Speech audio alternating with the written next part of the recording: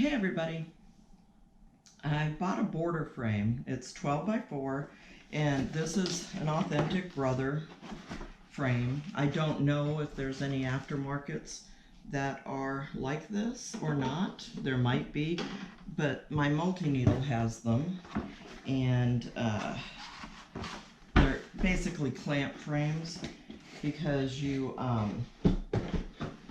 use the frame, you put it on the machine, and you will clamp the fabric down. It clamps down on top of the fabric and whatever else you have in here, and then you'll click it back up, move the fabric, sew your next part, click it back up, move the fabric. You don't really take the frame off of the machine. You can, but you don't really.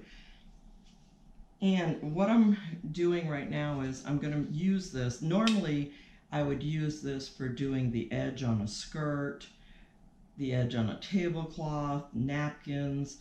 There's all kinds of things that I can use it for that are borders. It's a border frame. But I'm going to use it to make the sides of my bags for my, these will be trick-or-treat bags, but you could do it for any bags. And I'm going to use it because I want one continuous piece, and I don't want to have to do a bunch of sewing by hand, and I don't want a bunch of hassle. So I'm going to make quilted fabric in the hoop using the border frame. Okay, let me get everything set up. Okay, so for the project that I'm doing right now, I want a long piece of fabric, and I want a long piece of stabilizer and a long piece of the batting. My batting, I do have some that is a lot longer than what I'm using here, but I have Warm and Natural, which is, I think it's 90 inches wide, so I could just cut a piece of that and use it. But I have some leftovers that are about 11 inches wide.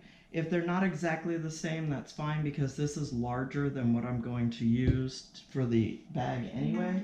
I'm going into my sewing mode, and the first thing that I would do is take the length of fabric. I'm going to want this for 2 bags that I'm doing, so I've got 3 widths of fabric, all 3 11 inches long. All I'm going to do is take the ends, put right sides together, and do a quick seam. So those will be joined. And for the batting, I'm going to do pretty much the same thing.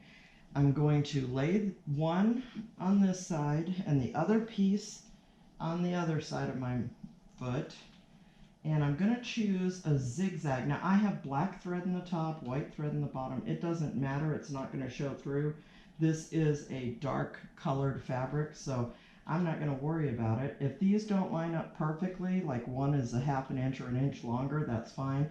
I'm going to butt the 2 edges together, put them right, oh, I got to choose my zigzag stitch, and I want it to be wide, so I'm going to make it wider.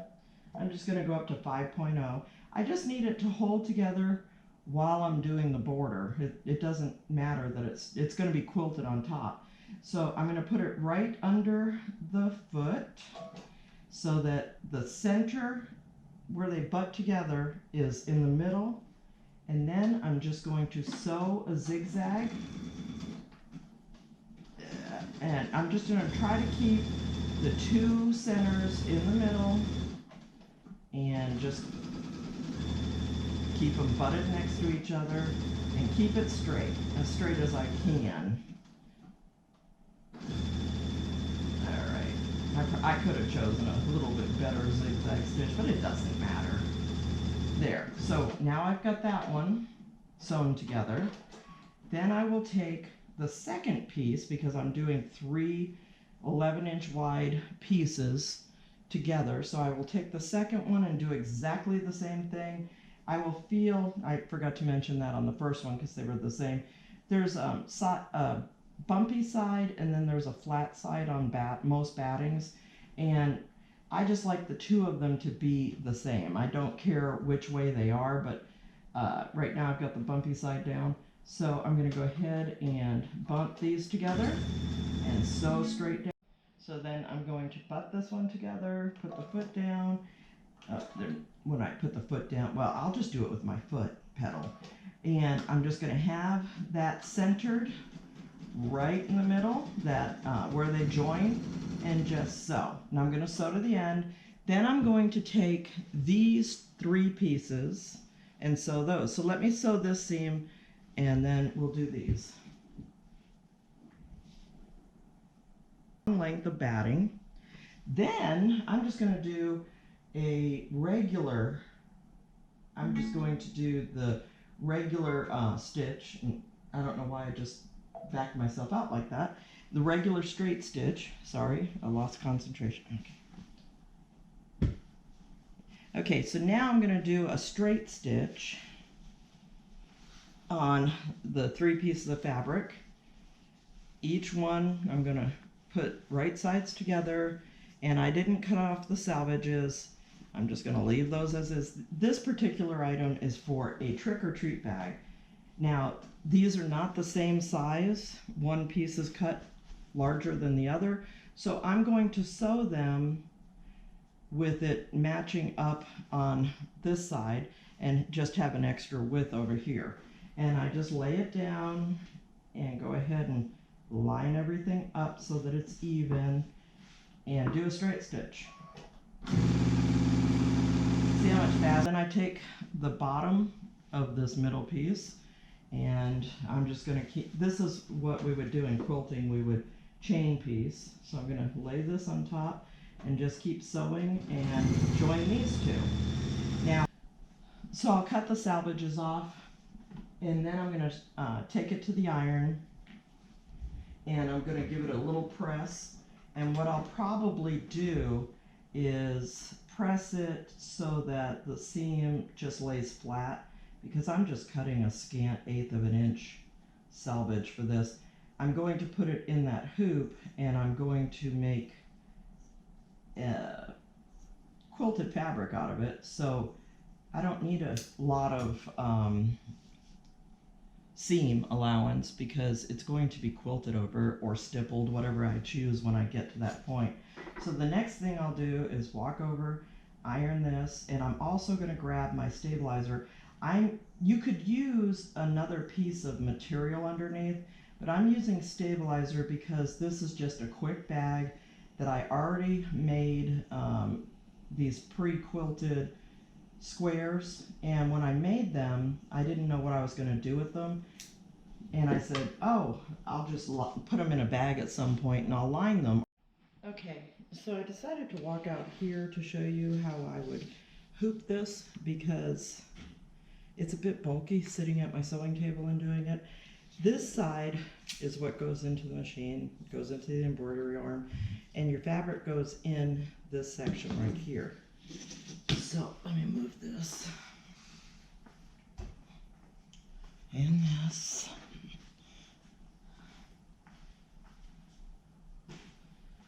These I started out with for my squares, and this is just going to be a Halloween bag. I made these last year and I just decided, hey, let's throw them together for a trick-or-treat bag.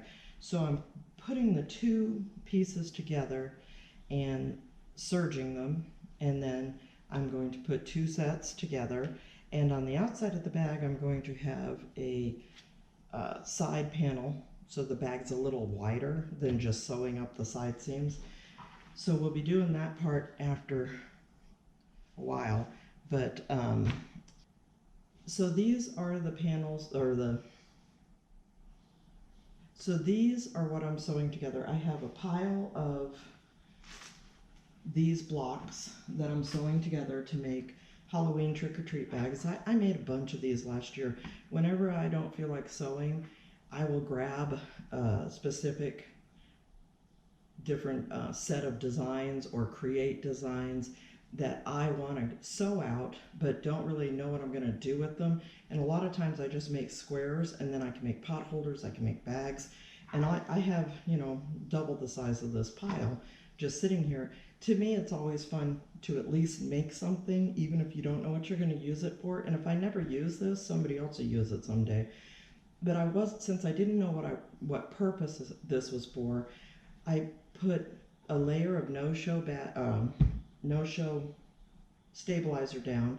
Then I put a layer of batting, and then I put a top layer of my fabric, and I did the quilting. Now this is thin, but this is just going to be a trick-or-treat bag, so no big deal. But I don't want to make my side panels with a backing fabric on it.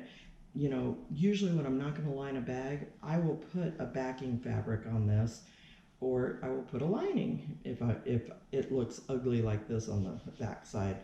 And this doesn't look that bad. It's just for trick or treat. The girls will probably use them one time. So instead of putting a layer of fabric, then a layer of batting, and a layer of fabric on top, I'm going to put a layer of stabilizer, and I'm going to have to figure out which is the... Okay, so what I'm going to do, I've got the hoop sitting over here. I'm going to lay down a layer of stabilizer. I'm going to move it up a little bit. Then I'm going to lay down a layer of batting. And you might want to try doing this with a smaller length of material the first time that you try using this hoop. But I don't want any seams in what I'm doing. So what I'll do after I get this hoop is I will take all this back fabric and I'll roll it up and move it over to the machine area. So I'll smooth this down. Then I will take a layer of fabric, right side up. All right, and lay that down. Now everything's pretty much going, you know, the edges are pretty well matching up. And I take my hoop.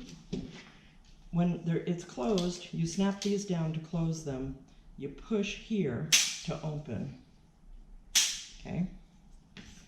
So this is the side that goes in your machine. It attaches to your arm. I lift all 3 layers of this and I put it all the way to the edge. And I want to make sure that my fabric stays relatively straight, and I can move it over a little bit because I hate wasting a lot of fabric. Smooth it out and then just press this down. How easy was that? Now what I'm going to do is now look at how much this is. I'm going to take all of this and fold it like probably accordion style so that I can sit it on that table next to my machine, or I can sit it on my lap.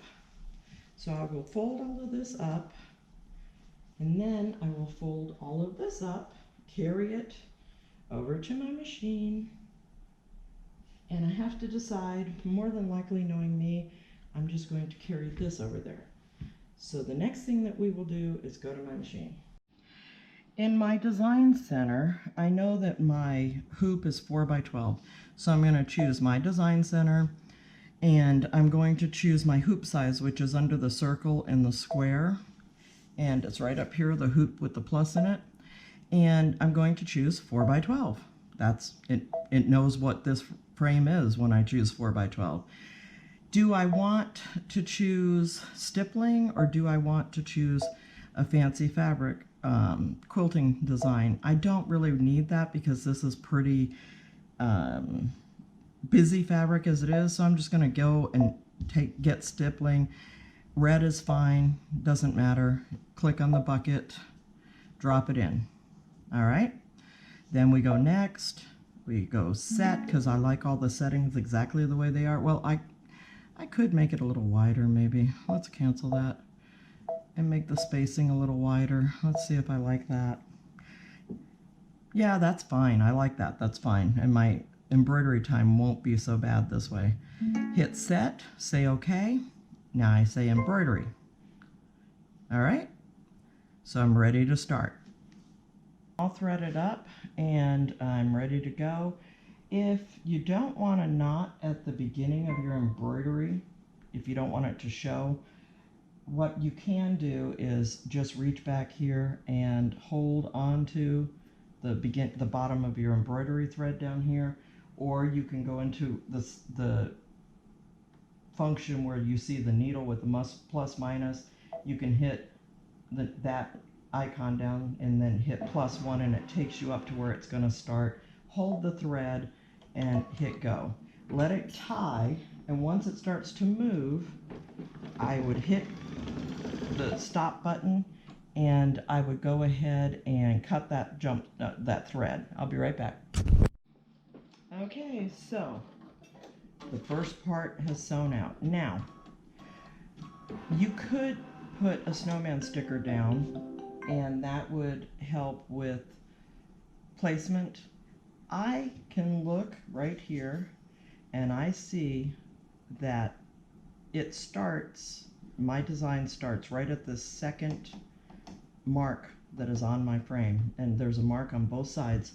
There's a mark, I'm probably thinking every 1/4 inch. I don't think that's a 1/2 inch, I think that's a 1/4 inch.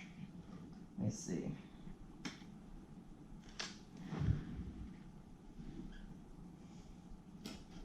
Let me see. No, it's a 1/2 inch. So there's a mark every 1/2 inch.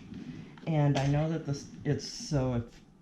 it's the second mark on both sides. So what I'm going to do, I'm going to hold onto my fabric a little bit so it doesn't just go anywhere.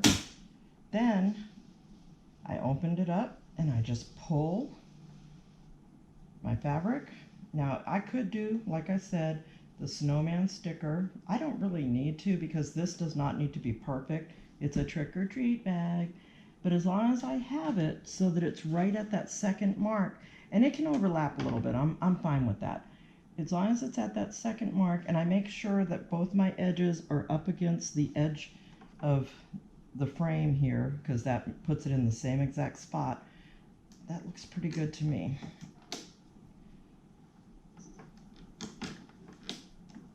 Snap those back down. And I got a thread, I didn't cut it close enough when I did that. Now, I'm not going to worry about if my threads tie off or not, because, like I said, if something shows, looking at what I've already done, but if you don't want your threads to, show and tie off, hold the thread, hit start, it moves into position, and then once it ties the knot, you can't pull it, you just have to hold it. Once it ties the knot, you go and snip that thread away and go ahead and sew the next one. Every time I do this, I'm going to move it to the same area, and I could have gotten this a little tighter in the hoop. I'm not worried about it, but next time when I move it, I'll probably pull this a little bit. But I'm sitting here, I'm not being a perfectionist, and before I move it for the next one, I'll get up and I'll make sure that my fabric and my stabilizer and my batting are all freely coming off. I did that before I came back and started this, so that if I do start to pull, I don't want the stabilizer falling off the table or something like that if it's not easy to pull off. Alright, so this one will sew out, and then we'll do the next one.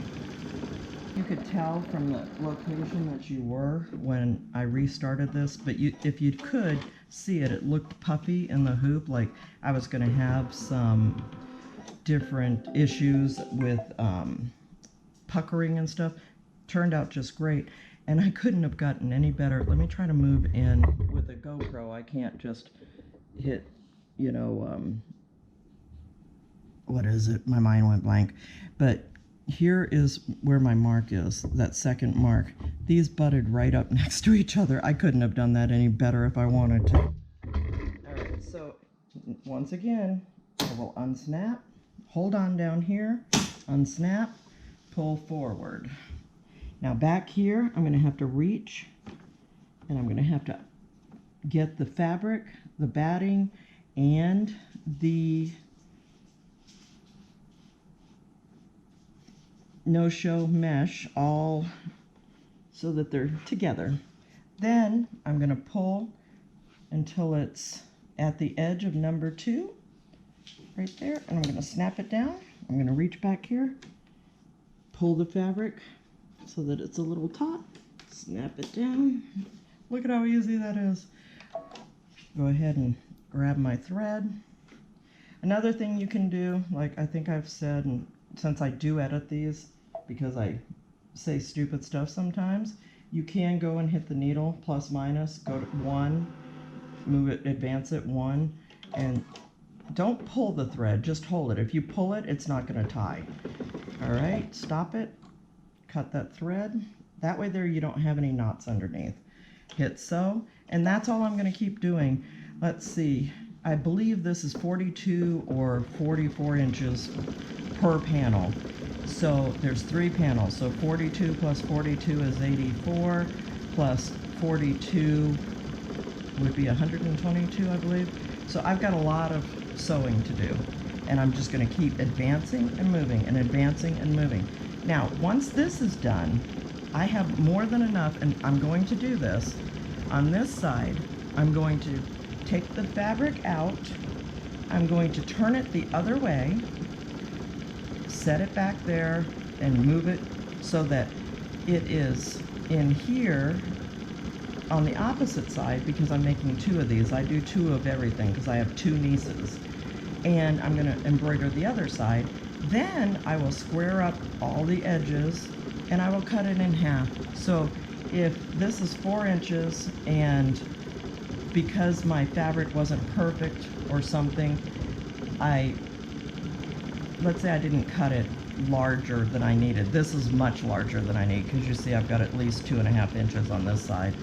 I would just make it so that the sides of the purse were 3 inches or 3.5. I don't really care how big the purse is. I want them to get a lot of candy, but they don't need that much candy. Alrighty, so I'm going to continue doing this. When I get to the part where I switch it, we'll go ahead and switch sides. Oh, this one's not butting up like the first one did, but my God, you could not tell if you were looking at this where I started and stopped for each of these. I mean, it's just fantastic. Now, there is a way to use the snowman sticker, and that way there, if you're off a little bit, it goes and finds it. But you know I'm not a perfectionist. I'm not going to worry about it. I don't care what the heck I'm making. Now, if the Queen of England asks me to put some border on her tablecloth for Christmas, yeah, I might figure out how to use that snowman sticker in this frame. But I don't sew for the Queen of England, and I probably never will. So I'll do it my way, and it almost looks perfect anyway. I'm happy with it. All right, so I'm going to continue doing this. You won't see me again until we switch to the other side. Okay, so I'm making Halloween bags, right? And I spent a half an hour last night working on the first part of this video where I hooped a length of fabric. I showed you how I sewed them together and connected everything, and I've got quite a bit here. And I spent about a half an hour last night sewing out the stipple design. Didn't take long at all, in my opinion. It was pretty quick. And now what I'm going to do is, since I cut this wide enough, I'm going to go down the other side, and I'm going to get 2 bags out of this one hooping. Now, when I did the earlier part of this video, I had said that I am pulling the fabric all the way to the edge here. Well, the reason I did that was so that I knew exactly where it had to be in the hoop every time I pulled the fabric through, so that it would sew out in a straight line and not be curvy and have issues. Now, you don't have to go all the way to the back edge of this clamp. You can go just right here to the edge of the top of the hoop. As long as it gets pushed down and closed on top of by the top of the frame, it'll hold. You can also possibly use it to put dog tags or dog collar material webbing across. You might be able to do suitcase webbing and, you know, many other things. That's why I'm showing the hoop. It's not one that this is the first time I've ever used it. It's not one that I use. And that's the reason I'm showing this hoop. Is this isn't a hoop that I would normally use, but it's expensive, and if you own one, it can be quite nice to use. All right, so I've already sewn on the one side. I have my stippling. All I'm going to do now is put it over the back of my machine on that, so that it's on that table that I have, and I'm going to take the fabric with the stabilizer on the bottom. It's already sewn on one side, so I can't really mess this up too much. There's stabilizer on the bottom, as we've stated before, and then I have my top fabric and batting in between. And this time I am going to clamp it so that it's the right side is identical to the end of this side of this clamp. I clamp it down here, I pull it a little bit so that it's a little taut, and clamp it down in the back. I'm going to spend another half an hour sewing this out, and when I'm done, I'm going to have fabric to use that's all stippled and ready to go in my bags. I'm going to post this without posting the bags, because I'm going to do another video on posting the bags. I basically wanted to do a quick video on how to use this clamp hoop, and a lot of people ask about using, a lot of people sew luggage straps or seatbelt material, the nylon. 1, 2, 3. A lot of people are looking for different hoops that'll hold the webbing for seat belts, the webbing for suitcases. You can buy the seat belt material and make your own large seat belt type things, for luggage. They already sell them made with the clamps on the end, and then you can put them in this hoop and you can do whatever you want to make them your own and see where your luggage is. All right, so I'm going to post this video because I'm working on the video to do the bag, and this material will be part of that next video, or the next video. The way that I have to edit these, it's never in a total series. So, but